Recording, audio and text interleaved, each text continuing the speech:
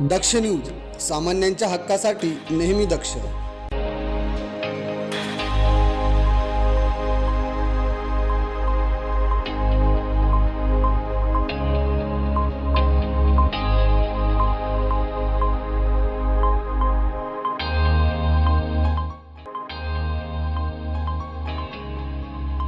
त्र्यंबकेश्वर तालुक्यातील चंद्राची मेट, हुंबाची मेट, बोरीची वाडी, ढोलची वाडी आणि निंबणवाडी आणि पाराआंबा या सर्व ग्रामस्थांनी मिळून ग्रामसभेचं आयोजन केलं होतं. तर गावचे पोलीस पाटील अशोक पाटील यांच्या मार्गदर्शनाखाली ही सभा संपन्न झाली असून यावेळी आपल्या आदिवासी परिसरामध्ये अवैध दारू विक्रीचे धंदे हे मोठ्या प्रमाणात झाले असून भागातील मुलांच्या शैक्षणिक प्रगतीवर परिणाम होत आहे व हिंसेचे प्रमाण हे मोठ्या प्रमाणात होत आहे.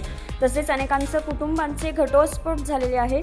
या विषयांवर चर्चा करण्यात आली. तसेच या सर्व गोष्टींचा महिला वर्गांनी निषेध व्यक्त केला असून जो कोणी आपल्या भागामध्ये गावठी अवैध दारू विक्री करेल त्याला 10,000 रुपये दंड व कायदेशीर कारवाई केली जाईल असा ठराव सर्वांमध्ये पारित करण्यात आला.